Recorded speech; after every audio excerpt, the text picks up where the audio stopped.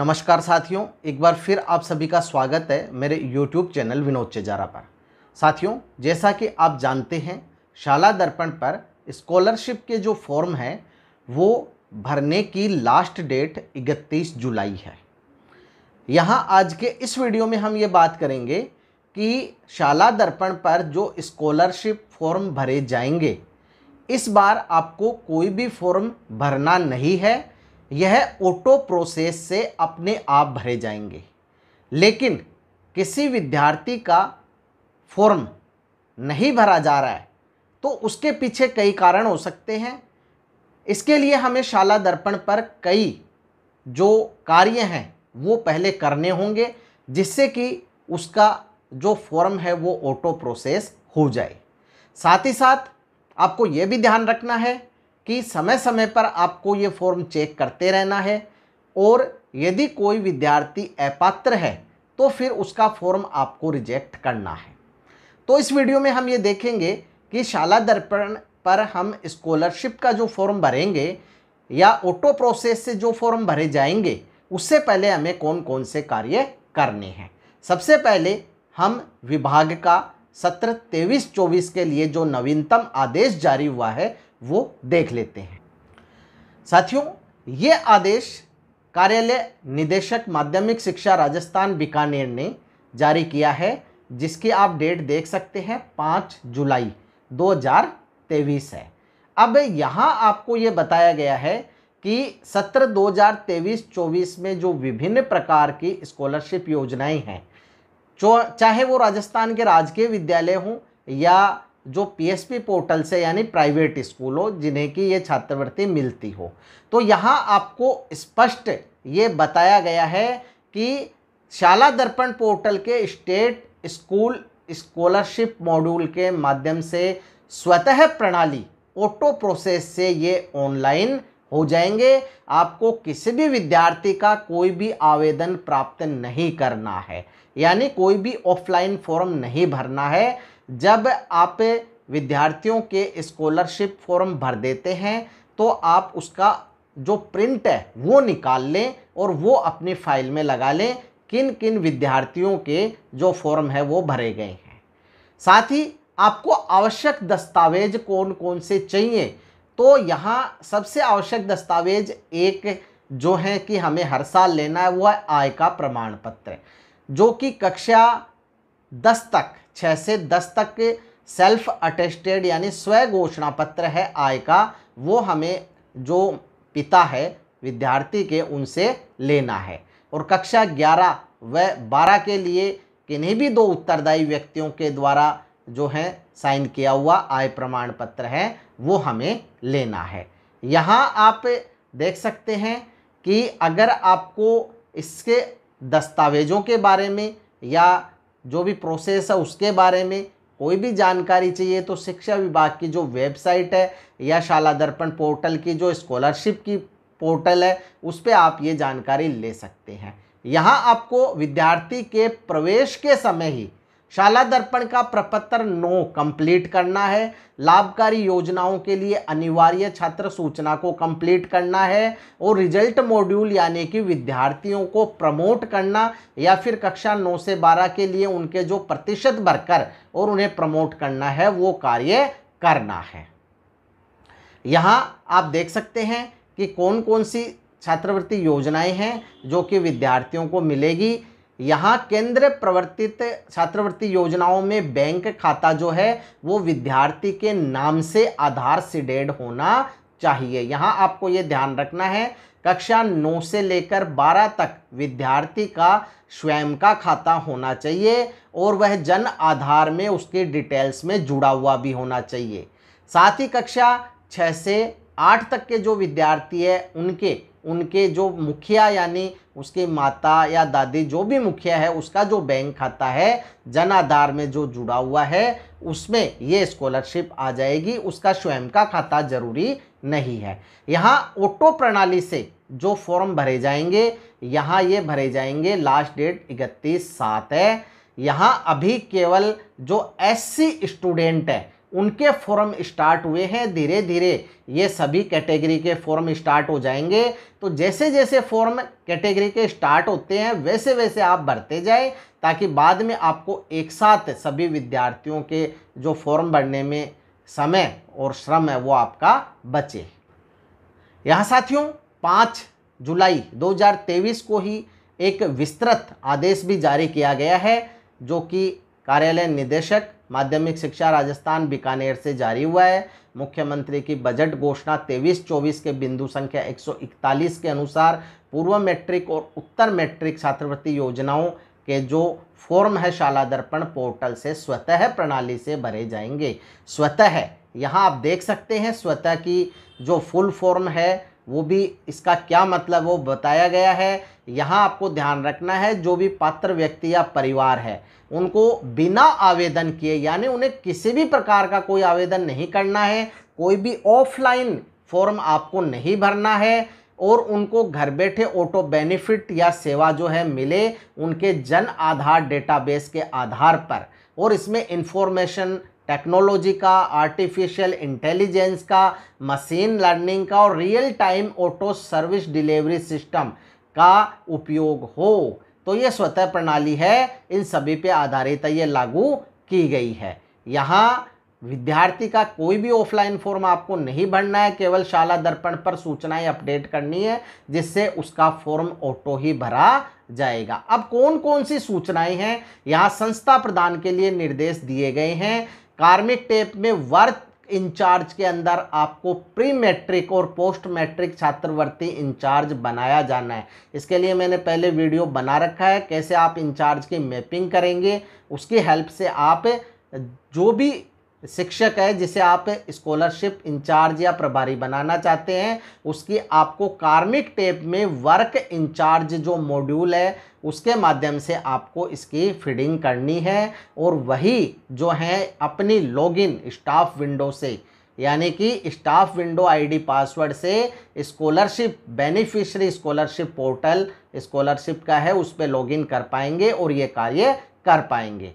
विभिन्न छात्रवृत्ति योजनाओं से संबंधित दस्तावेज जो है जन आधार और शाला दर्पण से फेच होंगे, इसलिए आपको जो भी विद्यार्थी है उनका जन आधार ऑथेंटिकेशन करना है, आधार ऑथेंटिकेशन करना है, प्रपत्र 9 कंप्लीट करना है। और छात्रवृत्ति के लिए जो लाभकारी योजनाओं के लिए अनिवार्य छात्र सूचना टैब है, जो कि विद्यार्थी जो टैब उसमें दी गई है उसमें जो भी सूचनाएं हैं वो भरनी है। जैसे आधार जन आधार का विवरण कंप्लीट हो, पारिवारिक आय प्रपत्र 9 में फिल की हुई हो, करदाता है या नहीं ये बताया गया हो, प्रतिशत के साथ अंतिम कक्षा उत्तीर्ण की स्थिति यानी रिजल्टेंट प्रमोशन मॉड्यूल है वो कंप्लीट हो, हॉस्टलर है या डे स्कॉलर है ईडब्ल्यूएस का विवरण कंप्लीट हो। इसके साथ ही बीपीएल या विशेष बीपीएल, सफाई व्यवसाय, सीडब्ल्यूएसएन, ओबीसी ईबीसी श्रेणी, अनाथ की स्थिति, ये सभी इनमें से कुछ जो डिटेल हैं आपको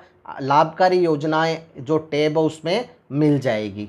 अब आपको ये ध्यान रखना है कि फॉर्म ऑटो स्वतः भर गया है, तो आपको यदि कोई विद्यार्थी अपात्र है तो उसका फॉर्म रिजेक्ट करना है समय रहते, नहीं तो वो आगे फॉरवर्ड हो जाएगा। इसी प्रकार जो जिला शिक्षा अधिकारी है उनके लिए भी जो कार्य निर्धारण किया गया है। इसी जो आदेश में नीचे अलग अलग कैटेगरी के लिए जो नियम या टर्म्स एंड कंडीशन लागू है, स्कॉलरशिप कितनी मिलेगी, ये सभी बातें बताई गई है। तो आदेश का आप अच्छी तरह अध्ययन कर लें ताकि आपको कार्य करते समय कोई भी कठिनाई नहीं हो।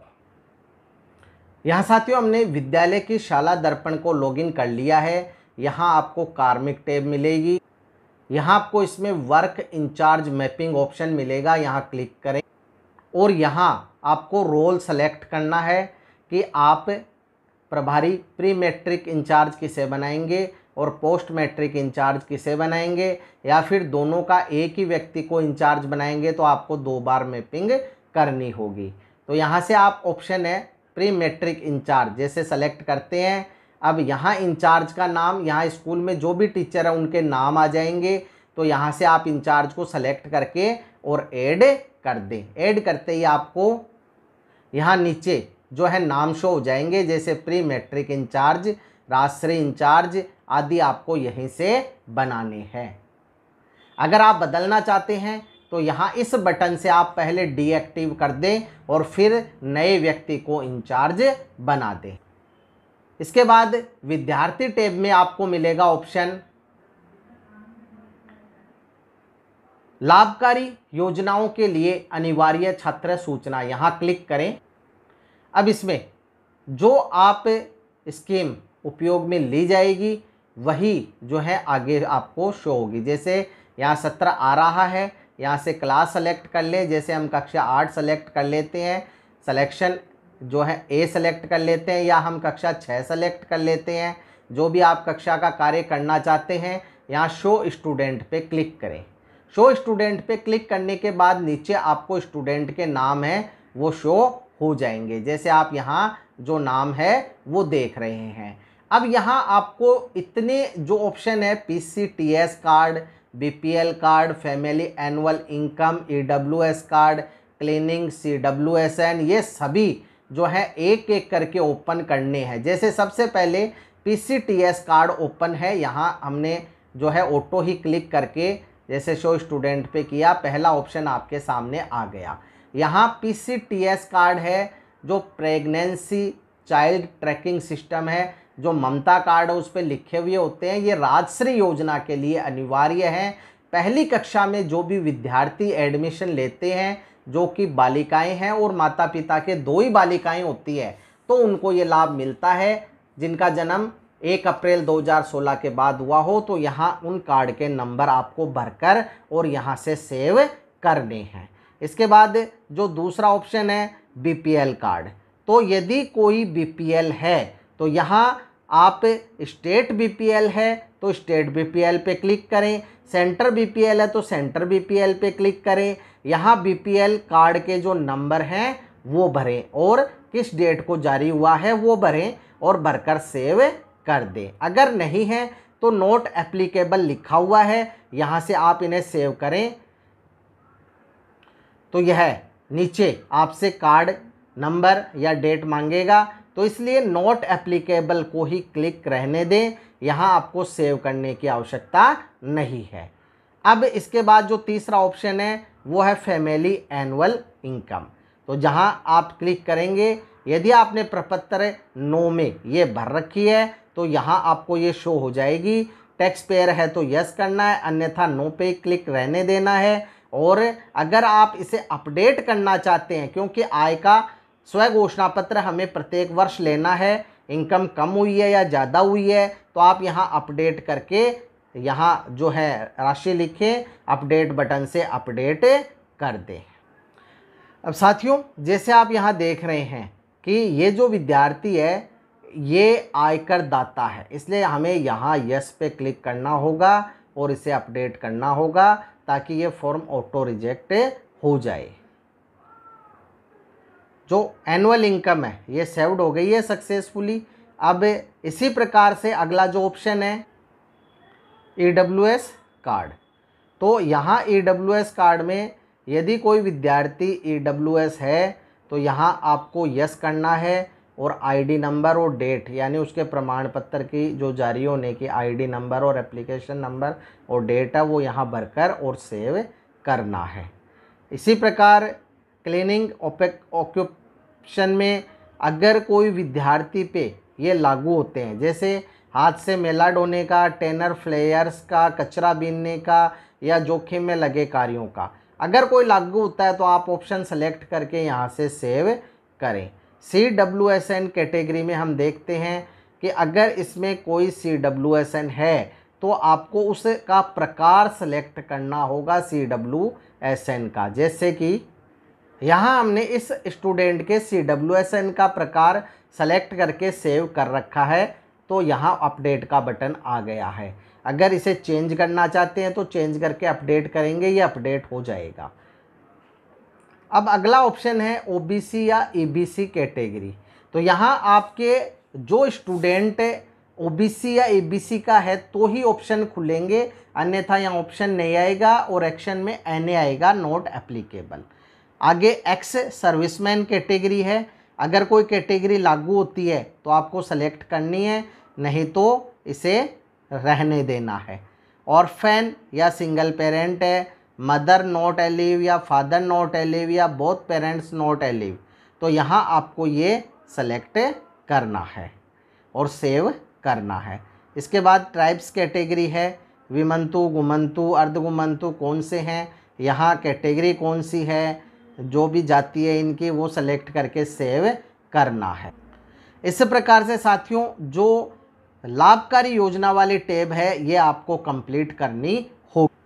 साथ ही यहाँ आपको ऑप्शन मिलता है विद्यार्थी जन आधार ऑथेंटिकेशन जो रिपोर्ट है, विद्यार्थी Jan Aadhaar authentication monitoring report. यहाँ जब आप क्लिक करते हैं तो यहाँ ऑल क्लास एंड सेक्शन में गेट क्लास वाइज डाटा पे क्लिक करेंगे।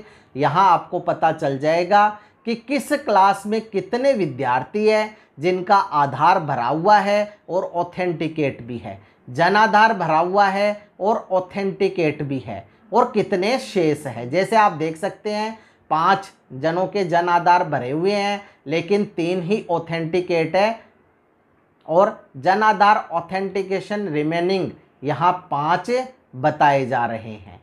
यहाँ जब आप इस क्लास पे क्लिक करते हैं, जैसे यहाँ हम देखते हैं इस एक विद्यार्थी का जन आधार ऑथेंटिकेशन रिमेनिंग है। जब हम क्लास को ओपन करते हैं तो यहाँ हमें पता चल जाता है कि जो विद्यार्थी है इसके जो आधार है वो ऑथेंटिकेट है, जन आधार है वो ऑथेंटिकेट है। यदि नहीं है तो यहाँ नो लिखा हुआ आ जाएगा। अब यहाँ क्या गलती है ये आप स्टाफ विंडो से जो ऑथेंटिकेशन करते हैं वहाँ देख सकते हैं, या फिर आप प्रपत्र 9 को ओपन करके भी देख सकते हैं। जैसे यहाँ हम देखते हैं कक्षा 1 में, कक्षा 1 में जब हम इसे ओपन करते हैं तो यहाँ हम देखते हैं इस विद्यार्थी के जो है जन आधार ऑथेंटिकेशन नहीं है, और इसके भी नहीं है, इसके भी नहीं है। ये जन आधार ऑथेंटिकेशन नहीं है, इसके आधार भी ऑथेंटिकेशन नहीं है। तो यहाँ अब हमें क्या करना होगा, यहाँ जो दूसरा ऑप्शन दिया है जो कि विद्यार्थी टैब में विद्यार्थी विवरण प्रविष्टि प्रपत्र 9 है। जब आप इसे ओपन करेंगे प्रपत्र 9 में यहाँ आपको मिलेगा ऑथेंटिकेशन जन आधार आधार डिटेल्स। तो यहाँ आप देखेंगे कि इस विद्यार्थी के जन आधार नंबर भरे हुए हैं, मेंबर आईडी भरे हुए हैं, और यहाँ जैसे ही मेंबर आईडी भरते हैं ये सेलेक्ट हो जाता है। आप देख सकते हैं यहाँ सुरेंद्र नाम में SUREND स्पेलिंग है स्कूल में, लेकिन यहाँ डी के आगे केवल R ही है, A नहीं है। तो ये हमें पता चल जाएगा। अब ये स्टाफ विंडो से हमें ऑथेंटिकेशन करना है, TRN नंबर जारी करने हैं, लेकिन अभी स्टाफ विंडो पे ये ऑप्शन चालू नहीं है। तब तक हमें वेट करना होगा, अन्यथा विद्यार्थी से कहें ई मित्र पर जाके इसे सही करवाएं। अब साथियों हम ओपन कर लेते हैं शाला दर्पण बेनिफिशियरी स्कीम पोर्टल। यहाँ आपको गूगल पर शाला दर्पण जो है सर्च करनी है, नीचे आना है। नीचे यहाँ आपको छोटे छोटे आइकन्स है वो आगे जाते हुए मिलेंगे। जैसे जैसे ये जो पेज है ओपन होता है आप छोटे छोटे आइकन्स देखोगे तो यहाँ आप जो हैं यहाँ एक ऑप्शन मिलेगा HDBSP शाला दर्पण बेनिफिशियरी स्कीम पोर्टल। यहाँ छात्रवृत्ति का काम करने के लिए आप स्कॉलरशिप पोर्टल पर भी जो है क्लिक कर सकते हैं। यहाँ हम स्कॉलरशिप पोर्टल पे क्लिक कर लेते हैं तो आगे यही ऑप्शन ओपन होता है। अब यहाँ आपको 2 लॉगिन दिए जाते हैं, एक गवर्नमेंट स्कूल या ऑफिस के लिए लॉगिन है और दूसरा इंचार्ज के लिए लॉगिन है। तीसरा एक लॉगिन जो है प्राइवेट स्कूलों के लिए है।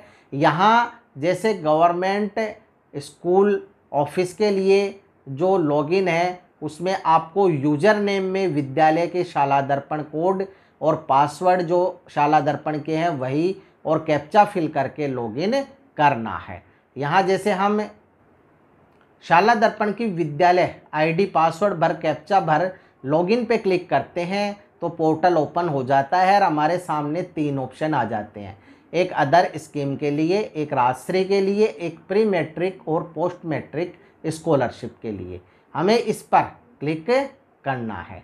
यहाँ क्लिक करते ही हमारे विद्यालय का स्कॉलरशिप पोर्टल ओपन हो जाता है, जहाँ हमें सत्र 23-24 सेलेक्ट करना है और प्री मैट्रिक या पोस्ट मैट्रिक जो भी आप कार्य करना चाहते हैं वो सेलेक्ट कर इसे सबमिट करें।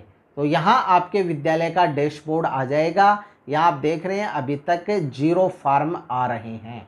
यहाँ आपको स्टूडेंट की एलिजिबिलिटी ऑप्शन मिलता है। जब आप यहाँ क्लिक करते हैं, यहाँ से आपको प्री मैट्रिक सेलेक्ट करना है या पोस्ट मैट्रिक, वो सेलेक्ट करें, क्लास सेलेक्ट करें और क्लास सेलेक्ट करने के बाद शो स्टूडेंट पे क्लिक करें। तो यहाँ आप देखेंगे कास्ट में अभी क्रॉस आ रहा है। इसलिए आ रहा है कि हमारे सभी स्टूडेंट SBC के हैं, अभी केवल SC के ही फॉर्म ओपन हुए हैं, इसलिए बाकी पे क्रॉस आ रहा है। अब यहाँ आप देख सकते हैं क्लास भरी हुई है, जेंडर भरा हुआ है, स्कॉलरशिप टाइप स्टेटस भरा हुआ है, आधार एंट्री है, जनाधार स्टेटस ऑथेंटिकेशन है, नॉन टैक्स पे है तो यहाँ टिक मार्क आ जाएगा और रिजल्ट स्टेटस में सभी रिजल्ट एंड प्रमोशन में प्रमोट किए हुए हैं। तो आप सभी पे जो ग्रीन रंग से टिक मार्क है वो देख रहे हैं। यहाँ से अगली क्लास को खोलने के लिए रीसेलेक्ट करते हैं, यहाँ वापस पे मैट्रिक सेलेक्ट करके और यहाँ क्लास 7 सेलेक्ट करके शो स्टूडेंट पे क्लिक करते हैं। तो यहाँ भी हम देखते हैं कि सभी में ग्रीन टिक आ रहा है। यहाँ ये विद्यार्थी का जन आधार ऑथेंटिकेशन नहीं है, इसलिए यहाँ ये लाल क्रॉस आ रहा है। तो इसका फॉर्म नहीं भरा जाएगा जब तक ये ऑथेंटिकेशन नहीं होगा। इसी प्रकार जो अगली क्लास है 8वीं, उसे हम ओपन करके देखते हैं शो स्टूडेंट पे।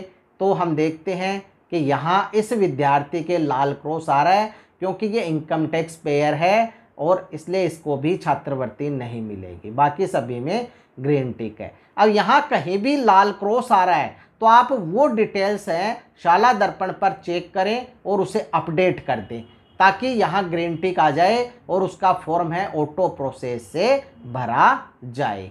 तो यहाँ साथियों अभी केवल SC के जो फॉर्म है वो भरे जा रहे हैं। SC स्टूडेंट आपके विद्यालय में हैं तो उनकी डिटेल्स चेक करें, अपडेट करें और उनके फॉर्म भर दें। धीरे धीरे जैसे जैसे अदर कैटेगरी के फॉर्म चालू होते हैं आप वो भी भर दें, यानी अपने आप यहाँ फॉर्म भरे हुए आ जाएंगे। आप उन्हें वेरीफाई करना है, केवल वेरीफाई कर दें और या अनवेरीफाई कर दें, यानी कि रिजेक्ट कर दें। तो साथियों अगले वीडियो में हम ये देखेंगे कि शाला दर्पण पर छात्रवृत्ति के जो फॉर्म हैं हम ऑटो प्रोसेस से कैसे भरेंगे या वो कैसे भरे जाएंगे, कैसे रिजेक्ट होंगे। आज के वीडियो में हमने ये जाना कि स्कॉलरशिप फॉर्म को भरने से पहले हमें कौन कौन सी सूचनाएं अपडेट करनी है। तो साथियों ये सूचनाएं आप शीघ्र अतिशीघ्र अपडेट कर दें ताकि समय पे फॉर्म भरे जा सके। फिर भी यदि आपके कोई समस्या हो तो कमेंट बॉक्स में कमेंट अवश्य करें, आपकी समस्या का निश्चित ही समाधान किया जाएगा। वीडियो यदि अच्छा लगे तो लाइक करें, शेयर करें, सब्सक्राइब करें और बेल आइकॉन को टिक करें ताकि नई वीडियो के जो नोटिफिकेशन है वो आपको तुरंत मिल सके। इसी के साथ आप सभी का बहुत बहुत धन्यवाद और मिलेंगे अगले वीडियो में।